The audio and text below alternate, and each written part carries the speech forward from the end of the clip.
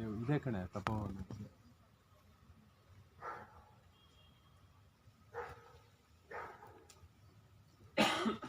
ಇರ್ರಿ ಇಲ್ಲಿ ಯಾರು ನೋಡೋಣ. ಅಮರರವರ ನಮಸ್ತೆ ಆತ್ಮಬಂಧುಗಳೇ, ನಾನು ಉಷಾ. ವೇದ ಪಿರಮಿಡ್ ಮೆಡಿಟೇಷನ್ ಚಾನಲ್ಗೆ ನಿಮಗೆಲ್ಲ ಸ್ವಾಗತ.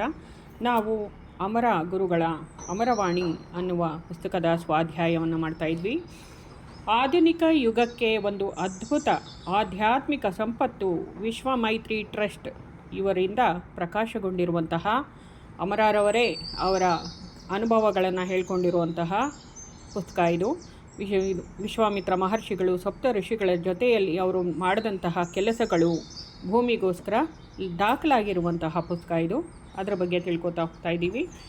ಈ ದಿನ ನಾವು ಮಳೆಯ ಮುಖಾಂತರ ಆತ್ಮಗಳ ಅವತರಿಸುವಿಕೆ ಅಂದರೆ ಭೂಮಿಗೆ ನಾವು ಹೇಗೆ ಬಂದ್ವಿ ಅನ್ನೋದನ್ನು ತಿಳ್ಕೊತಾ ಹೋಗೋಣ. ಆತ್ಮದ ಅವತಾರ ಅಥವಾ ಪ್ರಪ್ರಥಮ ಜೀವಿಯ ಉದಯ. ಭೂಮಿ ಮೇಲೆ ಮೊದಲನೇ ಜೀವಿ ಹೆಂಗೆ ಹುಡ್ತು? ಮಳೆಯ ಮುಖಾಂತರ ಆತ್ಮಗಳ ಅವತರಿಸುವಿಕೆ ಅನ್ನೋದನ್ನು ನಾವು ನೋಡ್ತಾ ಇದ್ದೀವಿ. ಪರಬ್ರಹ್ಮ ಲೋಕವನ್ನು ಪಡೆದ ಆತ್ಮಗಳು 18 ಲೋಕಗಳಲ್ಲಿ ಯಾವುದೇ ಲೋಕಕ್ಕೂ ಹೋಗಲು ಸ್ವಾತಂತ್ರ್ಯವಿದ್ದಿತು. ನಾವು ಪರಬ್ರಹ್ಮ ಲೋಕದಲ್ಲಿ ಇದ್ವಲ್ಲ ಫಸ್ಟು, ನಾವು ಈ ಭೂಮಿಗೆ ಬರೋಕ್ಕೆ ಮುಂಚೆ. ಆಗ ನಮಗೆ ಎಷ್ಟು ಪವರ್ ಇತ್ತು ಅಂತಂದರೆ 18 ಲೋಕಗಳಿಗೂ ಹೋಗಿ ಬರ್ಬೋದಿತ್ತಂತೆ ನಾವು. ಇದರ ಕಾರಣ ಆತ್ಮಗಳು ಸ್ವೇಚ್ಛೆಯ ಮೇಲೆ ಪರಬ್ರಹ್ಮ ಲೋಕದಿಂದ ಬೇರೆ ಬೇರೆ ಲೋಕಗಳಿಗೆ ಪ್ರಯಾಣ ಮಾಡುವ ಪದ್ಧತಿಯನ್ನು ಇಟ್ಕೊಂಡಿತ್ತು ಅಂತ ತಿಳಿಸ್ತಾರೆ. ಅಲ್ಲೇ ಇರ್ತಾ ಇರಲಿಲ್ಲ. ಪರಬ್ರಹ್ಮ ಲೋಕದಿಂದ ನಾವು ಎಲ್ಲ ಲೋಕಗಳಿಗೂ ಹೋಗಿ ಬರ್ತಾಯಿದ್ವಿ ಅನ್ನೋದು ಇಲ್ಲಿ ತಿಳಿತು. ಭೂಲೋಕಕ್ಕೆ ಇಳಿದು ಬಂದು ಕೊಂಚ ಕಾಲ ಇದ್ದು ಪುನಃ ಪರಬ್ರಹ್ಮ ಲೋಕಕ್ಕೆ ಹಿಂತಿರುಗಿದ ಆತ್ಮಗಳು ತಮ್ಮ ಅನುಭವಗಳನ್ನು ನಿರೂಪಿಸುತ್ತಿದ್ದವು, ಹೇಳ್ಕೊಳ್ತಾ ಇದ್ವು. ಅಲ್ಲಿ ಪರಬ್ರಹ್ಮ ಲೋಕದಲ್ಲಿ ನಾವೆಲ್ಲ ಇದ್ವಿ. ಆಗ ಇಲ್ಲಿ ಬಂದು ಅನುಭವ ಪಡೆದಂಥ ಆತ್ಮಗಳು ಅಲ್ಲಿ ಬಂದು ನಮಗೆ ಭೂಮಿ ಬಗ್ಗೆ ಎಕ್ಸ್ಪ್ಲೈನ್ ಮಾಡ್ತಾಯಿದ್ರು. ಬೇರೆ ಬೇರೆ ಆತ್ಮಗಳು ಭೂಲೋಕಕ್ಕೆ ಒಮ್ಮೆಯಾದರೂ ಬರುವ ಆಸೆಯನ್ನು ತೋರಿದವು. ಭೂಮಿಯ ಮೇಲಿರುವಂತಹ ಈ ಸುಖಕ್ಕೆ, ನಿಮಗೆಲ್ಲ ಗೊತ್ತಿದೆಯಲ್ಲ ಭೂಮಿ ಮೇಲೆ ಎಷ್ಟು ಚೆನ್ನಾಗಿದ್ದೀವಿ ಅಂತ, ಆ ಸುಖಕ್ಕೆ ಅದನ್ನು ಪಡ್ಕೊಳ್ಳೋಕ್ಕೋಸ್ಕರ ಇವರು ಇಲ್ಲಿಂದ ಬಂದು ಹೋದ್ರಲ್ಲ, ಅವ್ರ ಮಾತು ಕೇಳಿಕೊಂಡು ಚೆನ್ನಾಗಿದೆ ಅಂದ್ಕೊಂಡು ಬಂದ್ವಿ, ಆಸೆಯನ್ನು ತೋರಿಸಿದ್ವಿ ಬರೋಕ್ಕೆ. ಭೂಲೋಕದ ಜೀವನದ ಬಗ್ಗೆ ಕೇಳಿ ಬಂದ ವರದಿಗಳನ್ನು ಆಸಕ್ತಿಯಿಂದ ತಿಳಿಯುತ್ತಿದ್ದು. ಆಶ್ಚರ್ಯಕರವಾಗಿ ಫಿಲಮ್ ನೋಡ್ದಂಗೆ, ಒಳ್ಳೆ ಫಿಲಮ್ ನೋಡ್ದಂಗೆ ಕೇಳಿಸ್ಕೊತಾ ಇದ್ವಂತೆ. ಆಮೇಲೆ ಅಲ್ಲಿಗೆ ತೆರಳಲು ತೀವ್ರ ಬಯಕೆಯಿಂದ ಕೂಡಿದ್ದ ದಶಲಕ್ಷ ಮತ್ತು ಕೆಲವು ಸಲ ಶತಲಕ್ಷ ಆತ್ಮಗಳು ಒಂದು ಸಭೆಯನ್ನು ಮಾಡ್ಕೋತಾ ಇದ್ವು. ಆ ಸಭೆಯ ತೀರ್ಮಾನವನ್ನು ಅನುಸರಿಸಿ ಭೂಲೋಕದಲ್ಲಿ ಜೀವನ ನಡೆಸುವ ಇಚ್ಛೆಯನ್ನು ಹೊಂದುತ್ತಾ ಇದ್ದರು. ಅದಕ್ಕೆ ಪೂರ್ವಭಾವಿಯಾಗಿ ಪರಬ್ರಹ್ಮನ ಅನುಮತಿಯನ್ನು ಪಡ್ಕೋತಾ ಇದ್ದರು. ಅದ್ರ ಮುಂಚೆ, ಇವಾಗ ಭೂಮಿಗೆ ಬರೋಕ್ಕೆ ಮುಂಚೆ ಒಂದು ಮೀಟಿಂಗ್ ಇಟ್ಕೊಂಡು ಎಲ್ಲ ಆತ್ಮಗಳೂ ಪರಬ್ರಹ್ಮನ ಹತ್ರ ಪರ್ಮಿಷನ್ ಕೇಳ್ತಾ ಇದ್ವಂತೆ. ಆಮೇಲೆ 7 ಆತ್ಮಗಳ ಒಂದು ನಿಯೋಗವನ್ನು ರಚಿಸಿದರು. ಆಮೇಲೆ ಒಂದು ಗ್ರೂಪನ್ನು ಮಾಡಿದ್ರು. ನಮ್ಮನ್ನು ಕರೆಕ್ಟಾಗಿ ಭೂಮಿ ಒಳಗೆ ಕರ್ಕೊಂಡು ಹೋಗಬೇಕು. ಇಲ್ಲಿ ಅಂತರಿಕ್ಷದಲ್ಲಿ ನಾವೆಲ್ಲೂ ಕಳೆದೋಗ್ಬಾರ್ದಲ್ವ. ಭೂಮಿ ಅಂತ ಅಂದ್ಕೊಂಡು ಎಷ್ಟೊಂದು ನಕ್ಷತ್ರಗಳಲ್ಲಿರೋ ಭೂಮಿ ಹತ್ರಕ್ಕೆ ಹೋಗಬಾರ್ದಲ್ವ. ಇದೇ ಭೂಮಿಗೆ ಬರಬೇಕು ಅನ್ನೋ ನಿಟ್ಟಿನಲ್ಲಿ 7 ಜನ ಈ ಭೂಮಿಯ ಮೇಲೆ ಅನುಭವವನ್ನು ಪಡೆದು ಹೋದವರು, ಅಂದರೆ ಸಪ್ತ ಋಷಿಗಳು ಅಂತ ಅರ್ಥ. ಅವರ ಮಾರ್ಗದರ್ಶನವನ್ನು ತಗೊಂಡ್ರು. ಅವ್ರ ಹಿಂದೆ ನಡೆಯೋದಕ್ಕೆ ಅವ್ರನ್ನ ಮುಂದೆ ನಿಲ್ಲಿಸಿ ನಡೆದ್ರು ಅಂತ ಅರ್ಥ. ಆಮೇಲೆ ಅನುಮತಿ ಪಡೆಯಲು 7 ಆತ್ಮಗಳ ಒಂದು ನಿಯೋಗವನ್ನು ರಚಿಸಿದರು. ಗೌರವಾನ್ವಿತವಾದ ಈ ನಿಯೋಗದ ಸದಸ್ಯರು ಮುಂದೆ ಇವರನ್ನು ಸಪ್ತ ಋಷಿಗಳೆಂದು ಮನ್ನಣೆ ಮಾಡಲಾಯಿತು. ಪರಬ್ರಹ್ಮನ ಬಳಿಗೆ ತೆರಳಿ ಆತ್ಮಗಳ ಅಭಿಲಾಷೆಯನ್ನು ತಿಳಿಸಿದರು. ಯಾರು? ಸಪ್ತ ಋಷಿಗಳೋಗಿ ಆತ್ಮಗಳೆಲ್ಲ ಈ ಥರ ಆಸೆ ಪಡ್ತಾ ಇವೆ, ಭೂಮಿ ಮೇಲೆ ಹುಟ್ಟಬೇಕಂತೆ ಅಂತ ಹೇಳಿದ್ರು. ದಯಾಪೂರ್ಣನೂ ಕರುಣಾಳುವೂ ಆದ ಸ್ವಾಮಿಯು ಪರಬ್ರಹ್ಮನು ನಮ್ಮ ಪ್ರಾರ್ಥನೆಯನ್ನು ಮನ್ನಿಸಿ ಅನುಮತಿಯನ್ನು ಕೊಟ್ಟನು. ಜೊತೆಗೆ ಒಂದು ಎಚ್ಚರಿಕೆಯನ್ನು ಕೊಡ್ತಾರೆ. ಹಾಗೆ ಭೂಲೋಕಕ್ಕೆ ಪ್ರಯಾಣ ಮಾಡಿದಾಗ ಅಗತ್ಯವಾದ ಪೂರ್ವಭಾವಿ ರಕ್ಷಣೆಗಾಗಿ ಉಚಿತ ವಸ್ತ್ರಗಳನ್ನು ಧರಿಸಲು ಸಲಹೆ ನೀಡಿದನು.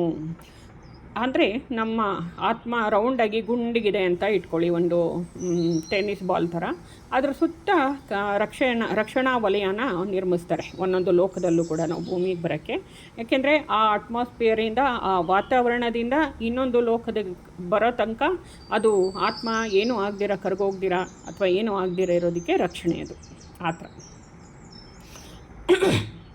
ಜೊತೆಗೆ ಹಾಗೆ ರಕ್ಷಣೆಗಾಗಿ ವಸ್ತ್ರಗಳನ್ನು ಧರಿಸಲು ಸಲಹೆಯನ್ನು ಕೊಟ್ಟರು ಪರಬ್ರಹ್ಮ. ಕೊನೆಯಲ್ಲಿ 7 ಜನ ಪ್ರತಿನಿಧಿಗಳನ್ನು ಆಶೀರ್ವದಿಸಿ ಅವರು ತಮ್ಮ ಹಿಂಬಾಲಕರನ್ನು, ಅಂದರೆ ನಮ್ಮಗಳನ್ನು ಕ್ಷೇಮವಾಗಿ ಒಯ್ಯಲು ಅಲ್ಲಿಂದ ಪುನಃ ನಿರಾತಂಕವಾಗಿ ತಮ್ಮ ಪೂರ್ವದ ಪರಬ್ರಹ್ಮ ಲೋಕಕ್ಕೆ ಹಿಂತಿರುಗಲು ಸರಿಯಾದ ಮಾರ್ಗದರ್ಶನ ಕೊಡಬೇಕು ಅಂತ ಸಪ್ತಋಷಿಗಳಿಗೆ ಆದೇಶ ಕೊಟ್ಟರು. ಪರಬ್ರಹ್ಮನು ಭೂಲೋಕ ಗಮನ ಮತ್ತು ತಮ್ಮ ಪ್ರಾರ್ಥನೆಗೆ ಮನ್ನಣೆಯನ್ನಿತ್ತು ಇತ್ತನು ಎಂಬುದನ್ನು ತಮ್ಮ ಮಾರ್ಗದರ್ಶಿಗಳಿಂದ ತಿಳಿದ ಆತ್ಮಗಳು, ಅಂದರೆ ಸಪ್ತಋಷಿಗಳು ಬಂದು ಹೇಳ್ತಾರೆ, ಪರಬ್ರಹ್ಮ ಒಪ್ಕೊಂಡ್ರು, ನಾವೆಲ್ಲ ಭೂಮಿಗೆ ಹೋಗ್ಬೋದಂತೆ ಅಂತ ಅಂದ್ಬಿಟ್ಟು. ಅದನ್ನು ತಿಳಿದ ಆತ್ಮಗಳು ಅತ್ಯಂತ ಸಂತೋಷವನ್ನು ವ್ಯಕ್ತಪಡಿಸಿದವು. ಆ ಕೂಡಲೇ ಆಕಾಶಯಾನಕ್ಕೆ ಬೇಕಾಗಿದ್ದ ಕವಚ ಪಡೆದುಕೊಳ್ಳಲು ಮುಂದಾದವು. ಆಕಾಶಯಾನ ಕವಚವೆಂದರೆ ಬ್ರಹ್ಮಲೋಕದ ಹವಾಮಾನ ಅಲ್ಲಿದ್ದಿದ್ದು ನಮ್ಮ ಮೂಲ ಗುಣ ಏನು? ಆನಂದ ತುಂಬಿದ ಸಾಗರ ಅದು ಪರಬ್ರಹ್ಮಲೋಕ. ಅಲ್ಲಿ ಆನಂದಮಯ ಕೋಶವನ್ನು ಆತ್ಮಗಳು ಆಕಾಶಯಾನ ಮಾಡೋದಕ್ಕೆ ಯೋಗ್ಯವಾದಂಥ ಕವಚಗಳದು, ಅದು ಆನಂದಮಯ ಕೋಶ. ಅದನ್ನು ಧರಿಸಿದ ನಂತರ ಅವರ ದೃಷ್ಟಿ ಅರ್ಧದಷ್ಟು ಸಂಕುಚಿತಗೊಂಡಿತು. ಅಂದರೆ ಪರಬ್ರಹ್ಮ ಲೋಕದಲ್ಲಿದ್ದಾಗ ನಮಗೆ ಸಾಕಷ್ಟು ದೊಡ್ಡ ಶಕ್ತಿಗಳಿತ್ತು. ನಾವು ಯಾವಾಗ ಭೂಮಿಗೆ ಬರಬೇಕು, ಆ ಲೋಕದಿಂದ ಹೊರಗೆ ಬರಬೇಕು ಅಂದಾಗ ನಮ್ಮದು ಆತ್ಮನಲ್ಲಿದ್ದ ಶಕ್ತಿಗಳನ್ನು ಅರ್ಧಕ್ಕರ್ಧ ಮುಕ್ಕಾಲು ಕಡಿಮೆ ಆಗ್ತಾ ಬರುತ್ತೆ. ಹೀಗೆ ಇವಾಗ ಆನಂದಮಯ ಕೋಶವನ್ನು ನಾವು ಧರಿಸಿದ ತಕ್ಷಣ ನಮ್ಮ ದೃಷ್ಟಿ, ಅಂದರೆ ನಾವು ಎಷ್ಟೋ ದೂರದವರೆಗೂ ನೋಡ್ಬೋದಾಗಿರೋಂಥ ದೃಷ್ಟಿ ಶಕ್ತಿ, 4 ದಿಕ್ಕಲ್ಲೂ 8 ದಿಕ್ಕಲ್ಲೂ ನಾವು ತುಂಬ ದೂರದವರೆಗೆ ನೋಡೋ ಶಕ್ತಿ ಇತ್ತಂತೆ ನಮಗೆ. ಅದನ್ನು ಅರ್ಧದಷ್ಟು ಕಡಿಮೆ ಆಯಿತು.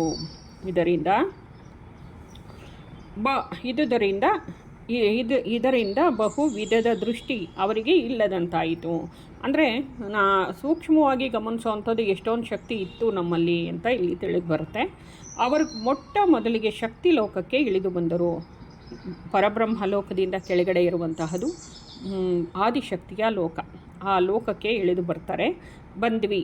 ಅಲ್ಲಿನ ಸೌಂದರ್ಯವನ್ನು ಕಂಡು ಆನಂದಿಸುತ್ತಾ ಕೊಂಚ ಕಾಲ ಕಳೆದರು. ಅಲ್ಲಿ ಸ್ವಲ್ಪ ದಿವಸ ಉಳ್ಕೊಂಡ್ರು. ಅಲ್ಲಿರುವಂಥ ಸೌಂದರ್ಯ, ಅಲ್ಲೂ ಅಷ್ಟೇ ಎಲ್ಲೂ ದುಃಖನೇ ಇಲ್ಲ, ಸಾವು ಅನ್ನೋದೇ ಇಲ್ಲ, ಬರೀ ಸಂತೋಷದ ಊರದು ಶಕ್ತಿಲೋಕ. ನೀವು ತೆಲುಗುವಿನಲ್ಲಿ, ಕನ್ನಡದಲ್ಲೂ ಅಷ್ಟೇ ಮಣಿದ್ವೀಪ ವರ್ಣನ ಅಂತ ಅನ್ನೋದು ಹಾಡಿದೆ. ನೀವು ಅದನ್ನು ಕೇಳಿಸ್ಕೊಂಡು ನೋಡಿ, ಎಷ್ಟು ಚೆನ್ನಾಗಿದೆ. ದೇವಿ ಲೋಕನ ಎಷ್ಟು ಚೆನ್ನಾಗಿ ವರ್ಣಿಸಿದ್ದಾರೆ ಅಂದರೆ ತುಂಬ ಅದ್ಭುತವಾಗಿದೆ ಆ ಹಾಡು. ಅದರ ಪೂಜೆನೂ ಮಾಡಬಹುದು. ನಾನಾ ರತ್ನಗಳಿಂದ ವಿಶೇಷವಾಗಿ ರಚಿಸಲ್ಪಟ್ಟ ಶಕ್ತಿಲೋಕ ಅಲ್ಲಿಗೆ ಬಂದಿಳಿದ ಆತ್ಮಗಳಲ್ಲಿ ಆಶ್ಚರ್ಯವನ್ನು ಉಂಟು ಮಾಡಿತು. ಆತ್ಮಗಳು ತಾವು ಅಲ್ಲಿ ವಾಸಿಸಲು ಮಹಾಮಾತೆಯಿಂದ ಒಪ್ಪಿಗೆ ಪಡೆದು ಬರುವಂತೆ ತಮ್ಮ 7 ಮಾರ್ಗದರ್ಶಿಗಳನ್ನು ಅಲ್ಲಿಗೆ ಕಳುಹಿಸಿದರು. ಆ ದಿವ್ಯ ಮಾತೆಯು ಅಲ್ಲಿಗೆ ಬರಲು ದೇವದೇವನೇ ಅನುಮತಿ ಕೊಟ್ಟಿದ್ದರಿಂದ ಸಂತೋಷದಿಂದ ಒಪ್ಪಿಗೆಯನ್ನು ಕೊಟ್ಟಳು. ಆಕೆನ ಕೇಳ್ಕೊಂಬಂದರು. ಆಕೆ ಪರ್ಮಿಷನನ್ನು ಸಪ್ತಋಷಿಗಳನ್ನು ಕಳಿಸಿ ಆತ್ಮಗಳು ಕೇಳ್ಕೊಂಬನ್ರಿ, ನಾವು ಭೂಮಿಗೆ ಹೋಗೋದಕ್ಕೆ ಅಮ್ಮನವರು ಏನು ಹೇಳ್ತಾರೆ ಅಂತ. ಅದಕ್ಕೆ ಪರ್ಮಿಷನನ್ನು ಕೊಡ್ತಾಳೆ. ಆಕೆ ಕೊಟ್ಬಿಟ್ಟು ಏನು ಮಾಡ್ತಾಳೆ, ವಿಜ್ಞಾನಮಯ ಕೋಶವನ್ನು, ಇದು 2ನೆಯ ರಕ್ಷಾ ಕವಚ, ನಮ್ಮ ಆತ್ಮನ ಸುತ್ತ ಏರ್ಪಡುವಂಥದ್ದು. ಆತ್ಮ ನಮ್ಮ ಹೇಗಿದ್ದಾನೆ ಅಂತಂದರೆ ಒಂದು ಪುಟ್ಟ ಸೂರ್ಯನಂತೆ, ಅಥವಾ ಒಂದು ಸಣ್ಣ ಕಣ, ಬೆಳಕಿನ ಕಣ. ನಾವು ನಮ್ಮ ಸುತ್ತ ರೌಂಡಾಗಿ ಇದು ಏರ್ಪಡ್ತಾ ಹೋಗುತ್ತೆ. ಇನ್ನು ಬಾಡಿ ಸಿಕ್ಕಿಲ್ಲ ನಮಗೆ, ಹಾಗಾಗಿ ಗುಂಡಿಗಿರುತ್ತೆ ನಮ್ಮ ಆತ್ಮ. ವಿಜ್ಞಾನಮಯ ಕೋಶವನ್ನು ನಾವು ಪಡ್ಕೊಂಡ್ವಿ, ಧರಿಸಿದ್ವಿ. ಅಲ್ಲಿಂದ ಹೊರಡಲು ಸೂಚನೆ ಸಿಗುತ್ತೆ ಮಾತೆಯಿಂದ ನಮಗೆ. ವಿಜ್ಞಾನಮಯ ಕೋಶವೆಂದರೆ ಜ್ಞಾನ ತುಂಬಿದ ಕವಚದ ಹವಾಮಾನ ಅಂತ ತಿಳಿಸ್ತಾರೆ. ಮುಂದುವರಿದು, ಆ ಜಗನ್ಮಾತೆಯು ಕೈಲಾಸ, ವೈಕುಂಠ ಮತ್ತು ಬ್ರಹ್ಮಲೋಕಗಳಲ್ಲಿ ಇನ್ನೇನು ವಿಶೇಷವಿಲ್ಲವೆಂದು, ಆದರೆ ಕಾಲವು ಕೈಲಾಸದಲ್ಲಿ ನಿಧಾನವಾಗಿ ವೈಕುಂಠದಲ್ಲಿ ಹೆಚ್ಚು ತ್ವರಿತವಾಗಿ, ಬ್ರಹ್ಮಲೋಕದಲ್ಲಿ ಅತ್ಯಂತ ತ್ವರಿತವಾಗಿ ಸಾಗುವುದೆಂದು ತಿಳಿಸಿದಳು. ಹೀಗೆ ತಿಳಿಸಿ ಆತ್ಮಗಳು ಅಲ್ಲಿ ಉಳಿಯಲು ಮತ್ತೆ ಅನುಮತಿಯನ್ನು ನೀಡಿದಳು. ಇಲ್ಲಿಂದ ಹೊರಡೋದು ಕೂಡ ಅನುಮತಿಯನ್ನು ಕೊಟ್ಟಳು. ಅವುಗಳನ್ನು ಆಶೀರ್ವದಿಸುವ ಮೂಲಕ ಅನುಗ್ರಹಿಸಿದಳು ಅಂತ ತಿಳಿಸಿದ್ದಾರೆ. ಆತ್ಮಗಳು ಆತುರಾತುರವಾಗಿ ಮುನ್ನುಗ್ಗಿ ಎರಡನೆಯ ಕವಚ, ವಿಜ್ಞಾನಮಯ ಕೋಶ ಕವಚ ಪಡೆಯಲು ಓಡಿದವು. ಅದನ್ನು ಧರಿಸುತ್ತಿದ್ದಂತೆಯೇ ಅವರ ಬಯಲು ಮೇಲಿನ ಹಾಗೂ ಕೆಳಗಿನ ದೃಷ್ಟಿ ಕಳೆದು ಹೋಯಿತು.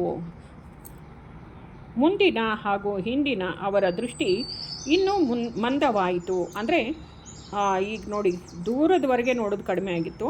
ಈಗ ಮುಂದಕ್ಕೆ ಕೆಳಗಡೆ ಭಾಗದ ತನಕ ನೋಡೋವಂಥ ಶಕ್ತಿ ಇದ್ದಿದ್ದು, ಹಿಂದ್ಗಡೆಗೆ ಎಷ್ಟೋ ದೂರದ ತನಕ ನೋಡೋವಂಥ ಶಕ್ತಿ ಇದ್ದಿದ್ದು ಕಡಿಮೆ ಆಯಿತು ಅವ್ರಿಗೆ ಅಂತ ಹೇಳಿದ್ದಾರೆ. ಅನಂತರ ಅವರು ಕೈಲಾಸಕ್ಕೆ ಆಗಮಿಸಿದ್ರು. ಅಲ್ಲಿ ಶಿವ ಇರುವಂತಹ ಜಾಗ. ನಾವೆಲ್ಲ ಅಂದ್ಕೊಂಡಿದ್ದೀವಿ ಶಿವ ಹಿಮಾಲಯದಲ್ಲಿದ್ದಾರೆ ಅಂತ. ಹೌದು, ಎಷ್ಟೊಂದು ಜನ ಶಿವರಿದ್ದಾರೆ. ಹಿಮಾಲಯದಲ್ಲಿ ಶಿವ ಇದ್ದಾನೆ, ಹೌದು. ಆದರೆ ಇದು ಕೈಲಾಸ ಪರ್ವತ ಅಂತಂದರೆ ಆಕಾಶದಲ್ಲಿರುವಂಥದ್ದು. ಇಲ್ಲಿರುವಂತಹ ಶಿವ ವೈಟ್ ಕಲರ್ ಇರ್ತಾನಂತೆ.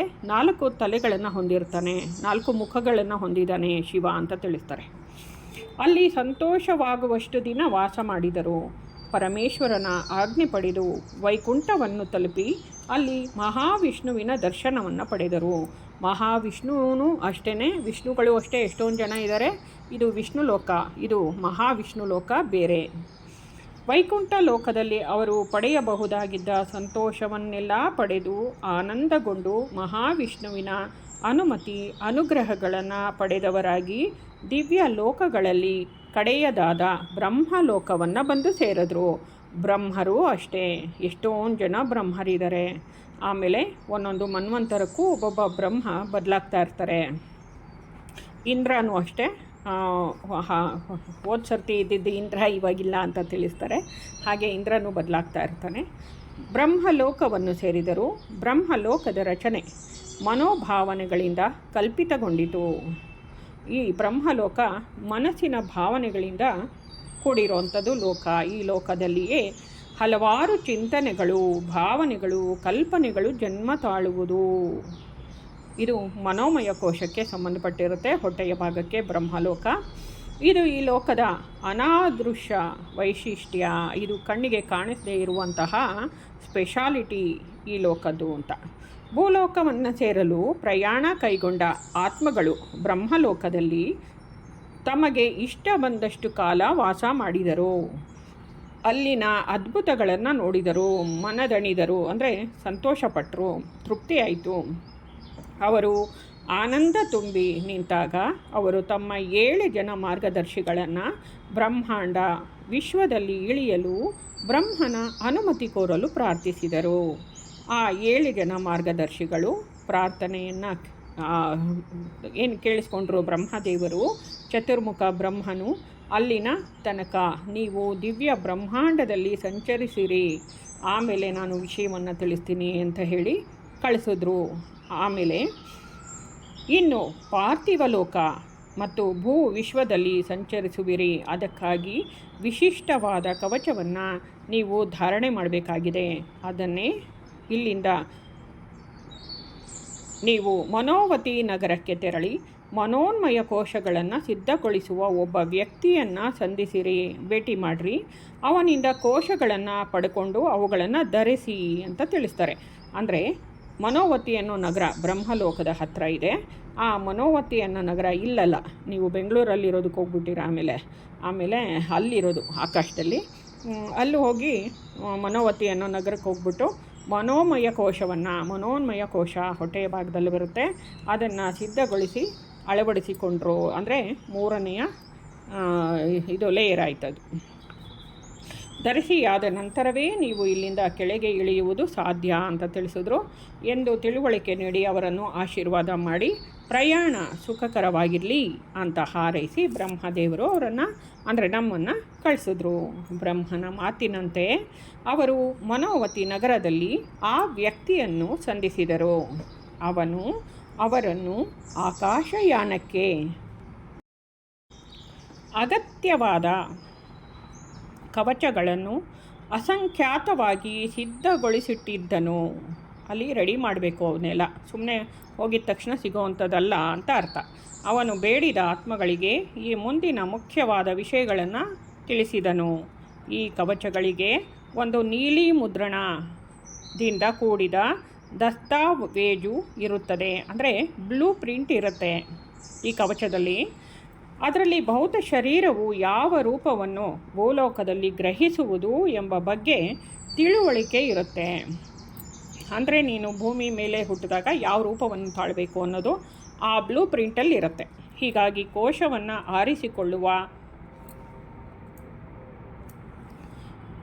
ಪ್ರಕ್ರಿಯೆಯ ಭೂಲೋಕದಲ್ಲಿ ಭೌತ ಶರೀರದ ರೂಪುರೇಷೆಗಳನ್ನು ನಿರ್ಧರಿಸುತ್ತದೆಯೇ. ಅದು ಆ ಬ್ಲೂ ಪ್ರಿಂಟಲ್ಲಿರೋ ಥರನೇ ಹುಡ್ತೀರಾ ನೀವು ಅಂತ ಜನ್ಮ ತಾಳ್ತೀರಾ. ಕೈ, ಕಾಲು, ಮೂಗು, ಕಣ್ಣು, ಬಾಯಿ, ಒಳ ಅಂಗಗಳು, ಕಾಯಿಲೆಗಳ ಬಗ್ಗೆ ಎಲ್ಲನೂ ಅಷ್ಟೇ. ಅಂದರೆ ಫಸ್ಟ್ ಟೈಮ್ ಹುಟ್ಟಿದಾಗ ಯಾವುದೂ ಇರಲಿಲ್ಲ. ಆಮೇಲೆ ನಮ್ಮ ಪಾಪಕರ್ಮಗಳು ನಮ್ಮ ಇದ್ರ ಮೂಲಕ ನಮ್ಮ ಹಣೆ ಬರನ ಬರೆಯೋದಕ್ಕೆ ಶುರು ಆಯಿತು. ಹಾಗೆ ಆತ್ಮನ ಅಧಿಕವೆನಿಸಬಹುದಾದ ಅನುಭವಗಳನ್ನು ಬೇರ್ಪಡಿಸಿ ಶೋಧಿಸುವ ವಿಶೇಷ ಸಾಮರ್ಥ್ಯವನ್ನು ಈ ಕವಚ ಪಡೆದಿರುತ್ತದೆ. ಅಂದರೆ ಎಲ್ಲ ಆತ್ಮನಿಗೆ ಹೋಗಿ ಸೇರಿಬಿಡಬಾರ್ದು, ಆನಂದಮಯ ಕೋಶಕ್ಕೆ ಹೋಗಿ ಸೇರಿಬಿಡಬಾರ್ದು. ಆ ರೀತಿಯಲ್ಲಿ ಈ ವಿಜ್ಞಾನಮಯ ಕೋಶ ಆನಂದಮಯ ಕೋಶಕ್ಕೆ ಯಾವುದು ಹೋಗಿ ಟಚ್ ಆಗದಿರೋ ಇರೋ ಥರ ಈ ಭೂಮಿಯ ಮೇಲಿನ ಸುಮ್ಮನೆ ಭಾವನೆಗಳು, ಇವ್ರು ನನ್ನ ಗಂಡ ಹೆಂಡತಿ, ಎಷ್ಟು ಜನ್ಮದಲ್ಲಿ ಯಾರ್ಯಾರು ನಮ್ಮ ಗಂಡ ಹೆಂಡತಿ ಮಕ್ಕಳು ಆಗಿರ್ತಾರೆ ಅನ್ನೋದು ಗೊತ್ತಿರಲ್ಲ. ಹಾಗಾಗಿ ಯಾವ್ಯಾವ ಪ್ರಾಣಿಗಳಾಗಿ ಹುಟ್ಟಿರ್ತೀವಿ, ಮರ ಹುಟ್ಟಿದ್ವ ಏನೂ ಗೊತ್ತಿರಲ್ಲ. ಅದರದ್ದು ಜಾಸ್ತಿ ಅನುಭವಗಳು ಗಟ್ಟಿಯಾಗಿರುವಂಥ ಅನುಭವ. ಇವಾಗ ನಾವು ಸಾಯೋದು ನಾವು ಹೇಳಿದ ಹಾಗೆಲ್ಲ ಆತ್ಮಹತ್ಯೆ ಮಾಡಿಕೊಂಡ್ರೆ ಮತ್ತು ಮೇಲ್ಗಡೆಯಿಂದ ಎಲ್ಲನ ಬಿದ್ದು ಸತ್ತಿದ್ದು ಜ್ಞಾಪಕ ಅವೆಲ್ಲ ಗಟ್ಟಿಯಾಗಿ ಉಳ್ಕೊಂಬಿಡುತ್ತೆ ಆತ್ಮನಲ್ಲಿ ಭಯ. ಅಂಥದನ್ನು ಒಳಗಡೆ ಹೋಗೋಕ್ಕೆ ಬಿಡ್ದಿರ ಬೇರ್ಪಡಿಸುವಂಥ ಶಕ್ತಿಯನ್ನು ಹೊಂದಿತ್ತು ಅಂತ ತಿಳಿಸ್ತಾರೆ.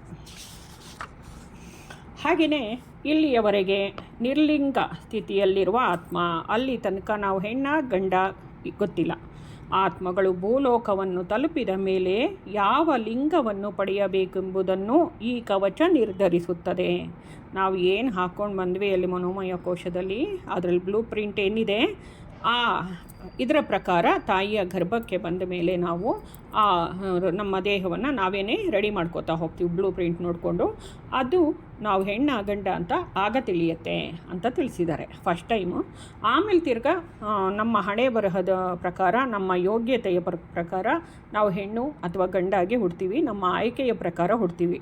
ಇನ್ನೊಂದೇನು ಅಂತಂದರೆ ಸಾಕಷ್ಟು ಅನುಭವವನ್ನು, ತಾಳ್ಮೆಯನ್ನು, ಸಹನೆ, ಮಾತೃಗುಣವನ್ನು ಹೊಂದಿರೋರು ಮಾತ್ರ ಹೆಣ್ಣುಮಗುವಾಗಿ ಹುಡ್ತಾರೆ. ಮನೋಮಯ ಕೋಶದ ತನಕ ಯಾರು ಸಾಧನೆಯನ್ನು ಮಾಡಿರ್ತಾರೆ, ಇವಾಗ ಅನ್ನಮಯ ಕೋಶ ಮತ್ತು ಸ್ವಾದಿಷ್ಠಾನ ಚಕ್ರ ಇರುವಂತಹ ಭಾವನಾತ್ಮಕ ಕೋಶ ಇದೆಯಲ್ಲ, ಅಲ್ಲಿ ತನಕ ಯಾರು ಸಾಧನೆ ಮಾಡಿರ್ತಾರೆ ಅವರು ಹೆಣ್ಮಗುವಾಗಿ ಹುಟ್ಟಲ್ಲ.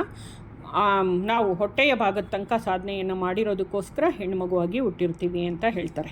ಅಂದರೆ ಇದನ್ನೆಲ್ಲ ತಡ್ಕೊಳ್ಳೋ ಶಕ್ತಿ ಗಂಡು ಮಕ್ಕಳಿಗೆ ಕಡಿಮೆ ಅಂತ ತಿಳಿಸ್ತಾರೆ. ಓಕೆ,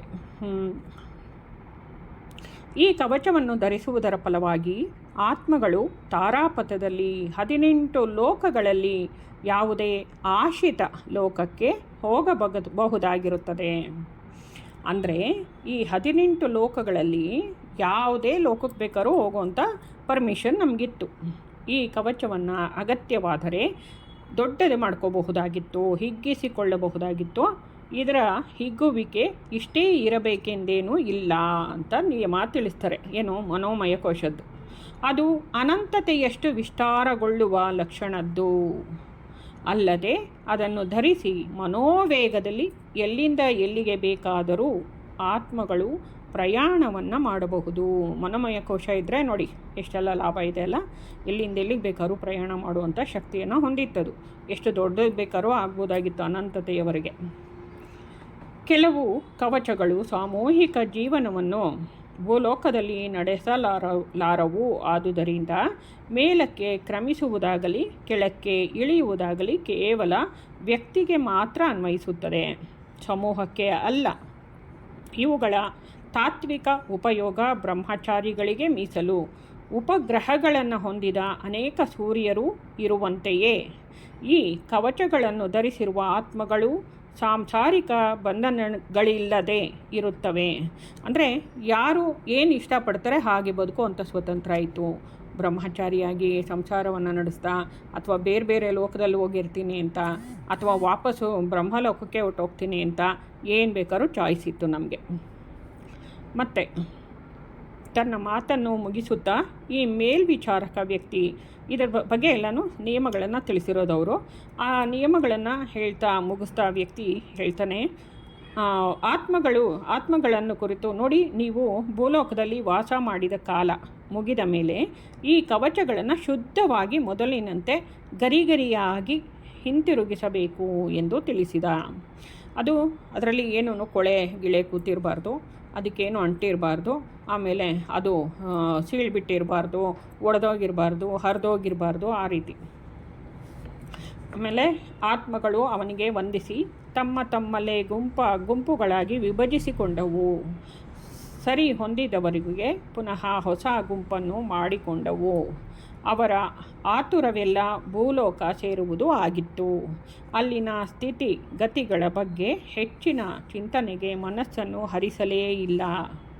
ಅಲ್ಲೇನಾಗತ್ತೆ ಅನ್ನೋದ್ರ ಬಗ್ಗೆ ಯೋಚನೆ ಮಾಡಲಿಲ್ಲ. ಅಂತೂ ಭೂಮಿಗೆ ಹೋಗಬೇಕು ಅಂತ ಬಂದ್ಬಿಟ್ವಿ. ಆ ತಾರಾಪಥ ಕವಚಗಳನ್ನು ಧರಿಸಿ ಸಿದ್ಧರಾದ ಮೇಲೆ ಆತ್ಮಗಳು ತಮ್ಮ ಗುರಿಯಾದ ಭೂಲೋಕ ತಲುಪಲು ಇಳಿಯಲು ಆರಂಭಿಸಿದರು. ಮೊದಲು ಸತ್ಯಲೋಕವನ್ನು ಸೇರಿದವು. ಅಂದರೆ ನಾವಿಲ್ಲಿ ಉನ್ನತ ಲೋಕಗಳ ಬಗ್ಗೆ ತಿಳ್ಕೊಂಡ್ವಿ ಇಷ್ಟೊತ್ತು. ಈಗ ನಮ್ಮ ಭೂಮಿ ಇರುವಂತಹ ಮಾಮೂಲಿ 7 ಗ್ರಹಗಳಿದೆ ನೋಡಿ, ಅದ್ರ ಬಗ್ಗೆ ಇದು ತಿಳ್ಕೊತಾ ಇರೋದು ನಾವಿವಾಗ. ಅದರ ಮೇಲಿನ ಲೋಕಗಳು ಇವೆಲ್ಲನೂ ನಾವು ಇವಾಗ ದೇವಿ ಲೋಕ, ಬ್ರಹ್ಮ, ವಿಷ್ಣು ಮತ್ತು ಪರಬ್ರಹ್ಮ ಲೋಕ ಎಲ್ಲನೂ ಮೇಲಿನ ಲೋಕಗಳು. ಹೊಟ್ಟೆಯಿಂದ ಮೇಲುಗಡೆ ಲೋಕಗಳು.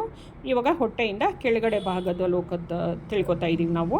ಅಂದರೆ ಭೂಮಿನೂ ಸೇರಿಸಿ 7 ಲೋಕಗಳ ಬಗ್ಗೆ ತಿಳ್ಕೊತೀವಿ. ಮೊದಲನೇದು ನಾವು ಸತ್ಯಲೋಕವನ್ನು ಪ್ರವೇಶ ಮಾಡ್ತೀವಿ. ಅಲ್ಲಿ ಅವರಿಗೆ ಅಲ್ಲೇ ನಿಲ್ಲಲು ಇಚ್ಛೆ ಇರಲಿಲ್ಲವಾದುದರಿಂದ ಆ ಲೋಕದ ಒಡೆಯನಾದ ಶನಿಯು ಅವರುಗಳ ಮನೋನ್ಮಯ ಕೋಶದ ಮೇಲೆ ತನ್ನ ಲೋಕದ ಮುದ್ರೆಯನ್ನು ಒತ್ತಿದನು. ಅಂದರೆ ಏನರ್ಥ? ಅದನ್ನೇ ನಾವು ದೇಹದಲ್ಲಿರುವ ಮುಖ್ಯವಾದ 7 ಸಿಂಬಲ್ಸ್, ಅಂದರೆ ಅದೊಂಥರ ನಾವಿವಾಗ ಮೊಬೈಲಲ್ಲಿ ಲ್ಯಾಪ್ಟಾಪಲ್ಲೆಲ್ಲ ಒಂದೊಂದು ಚಿಪ್ಪನ್ನು ಅಳವಡಿಸ್ತೀವಲ್ವ, ಅದರಿಂದ ನಮಗೆಲ್ಲನೂ ಗೊತ್ತಾಗುತ್ತೆ ಎಷ್ಟೊಂದು ಆ್ಯಪ್ ಇದೆ, ಎಷ್ಟೊಂದು ಫೆಸಿಲಿಟೀಸ್ ಇದೆ, ಎಷ್ಟೊಂದು ಲಾಭ ಇದೆ ಮೊಬೈಲಿಂದ ಅಂತ ಗೊತ್ತಾಗುತ್ತಲ್ಲ. ಆ ರೀತಿ ಚಿಪ್ ಅದನ್ನು ಚಕ್ರ ಅಂತ ಕರಿತೀವಿ ನಾವು.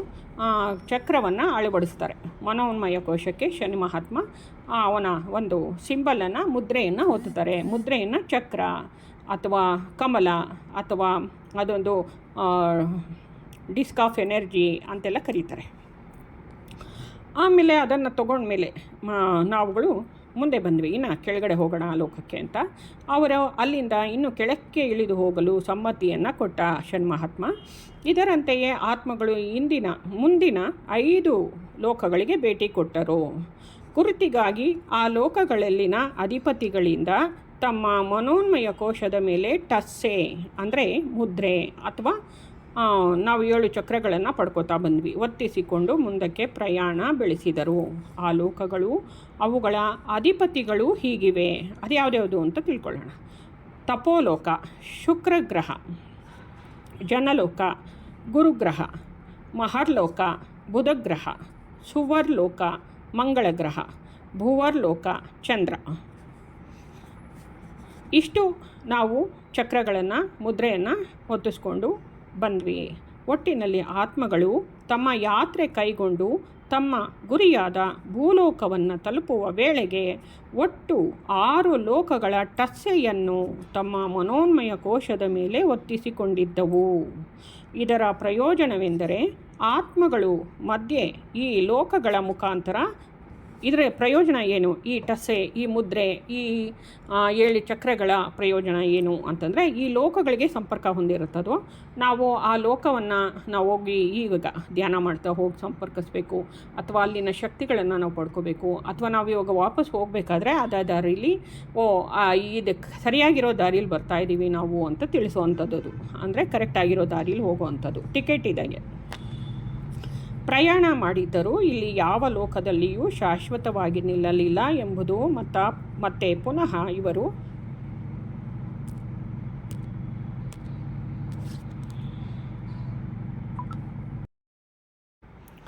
ಪುನಃ ಇವರು ಭೂಲೋಕವನ್ನು ತ್ಯಜಿಸಿ ಮೇಲಿನ ಲೋಕಕ್ಕೆ ತೆರಳಿದಾಗ ಯಾವ ಲೋಕದ ನಂತರ ಯಾವ ಲೋಕ ಬರುತ್ತೆ ಅನ್ನೋದು ದಾರಿ ತಪ್ಪಿ ಹೋಗದಂತೆ ಆತ್ಮಗಳಿಗೆ ರಕ್ಷಣೆಯಾಗಿ ಗುರುತಿಗಾಗಿ ಅವರ ಗುರಿಯನ್ನು ಕರೆಕ್ಟಾಗಿ ಸಾಗೋದಕ್ಕಾಗಿ ಆ ಜಾಗದಲ್ಲಿ ಆ ಮುದ್ರೆಗಳನ್ನು ಅಳವಡಿಸಲಾಯಿತು.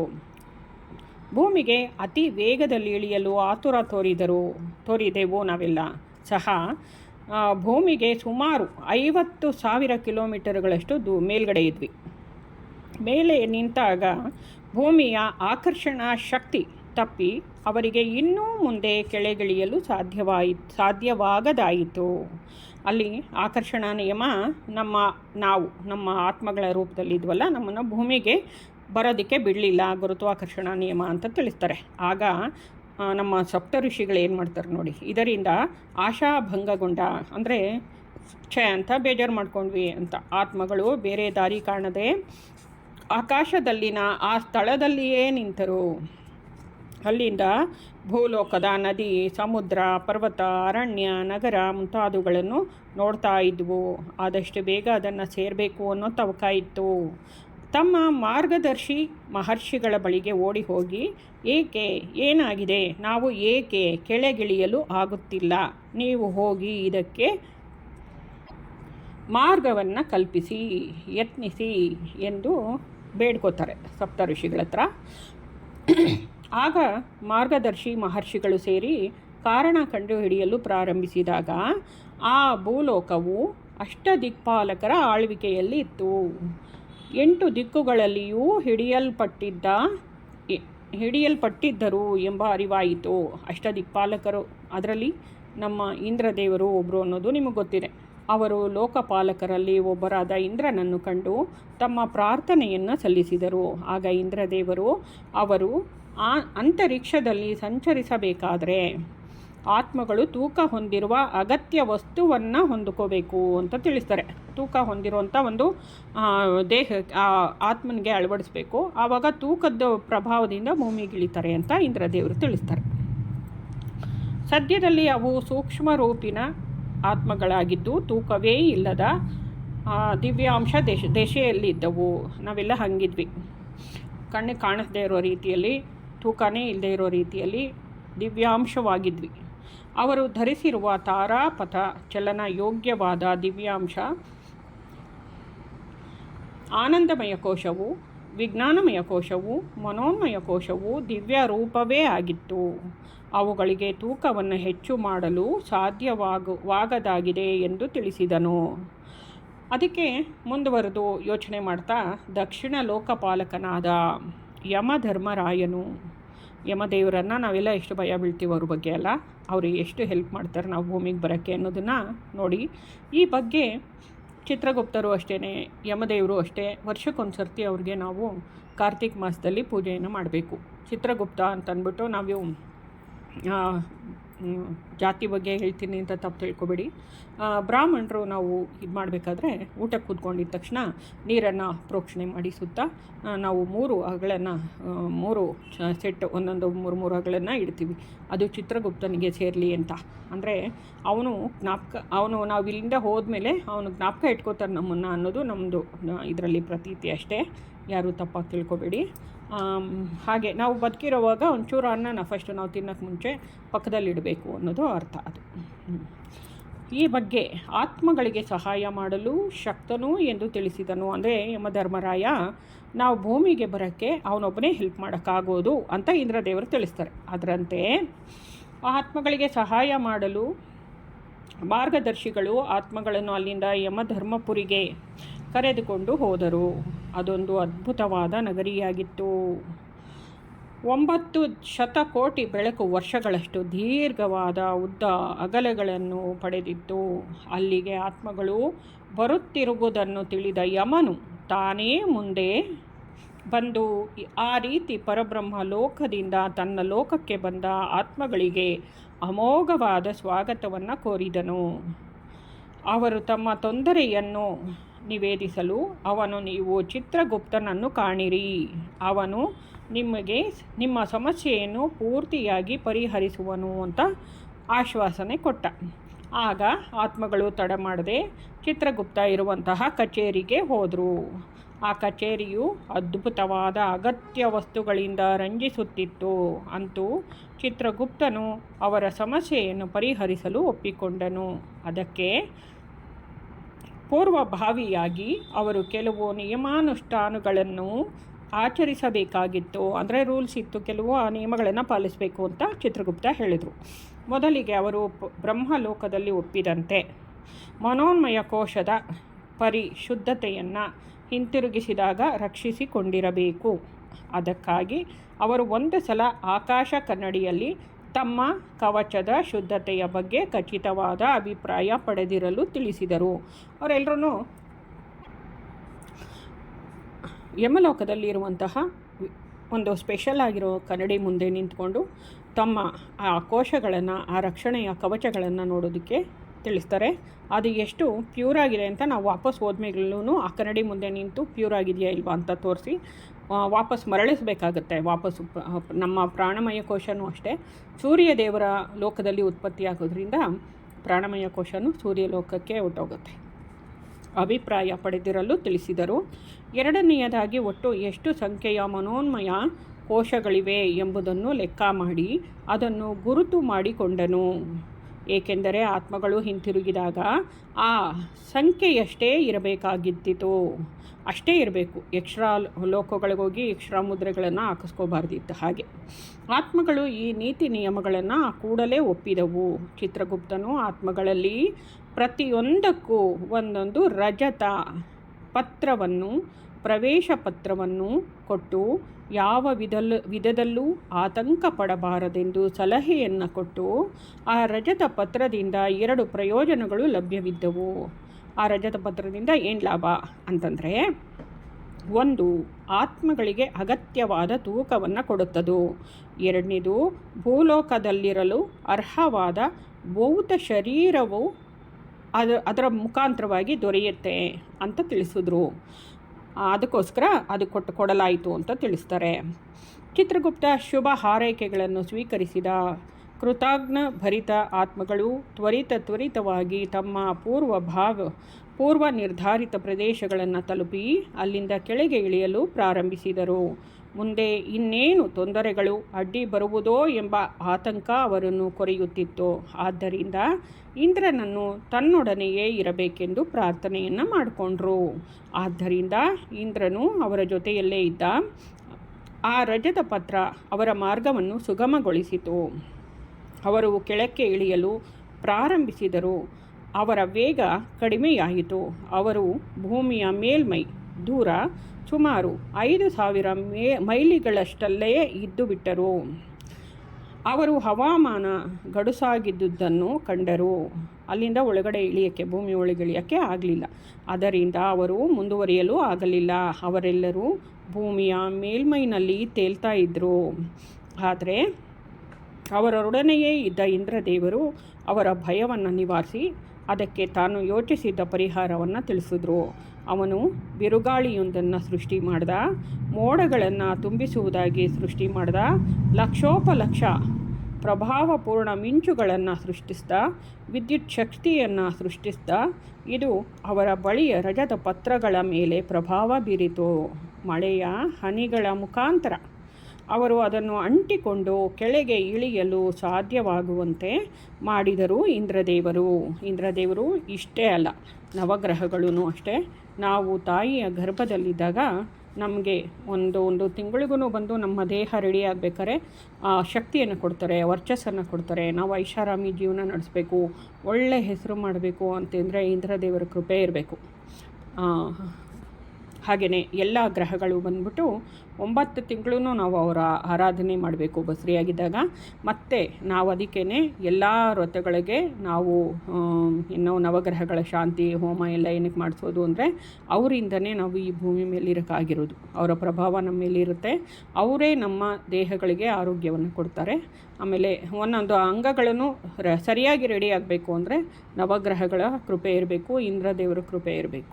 ಅದಕ್ಕೋಸ್ಕರ ನಾವು ಅಷ್ಟದಿಕ್ಪಾಲಕರನ್ನು, ನಾವು ಅಷ್ಟದಿಕ್ಕುಗಳಿಂದಲೂ ನಮ್ಗೆ ಒಳ್ಳೇದು ಬರಲಿ, ಐಶ್ವರ್ಯ ಬರಲಿ, ಅಷ್ಟದಿಕ್ಕುಗಳಿಂದನೂ ಬರುವಂಥ ತೊಂದರೆಗಳು ತಪ್ಪೋಗಲಿ ಅಂತೆಲ್ಲ ಬೇಡ್ಕೊಂಡಾಗ ಅಷ್ಟದಿಕ್ಪಾಲಕರೇ ನಮ್ಗೆ ಹೆಲ್ಪ್ ಮಾಡೋದು. ಅಂದರೆ ನಾವು ಅವ್ರನ್ನ ಆರಾಧನೆ ಮಾಡಬೇಕು ಅಂತ ಅರ್ಥ.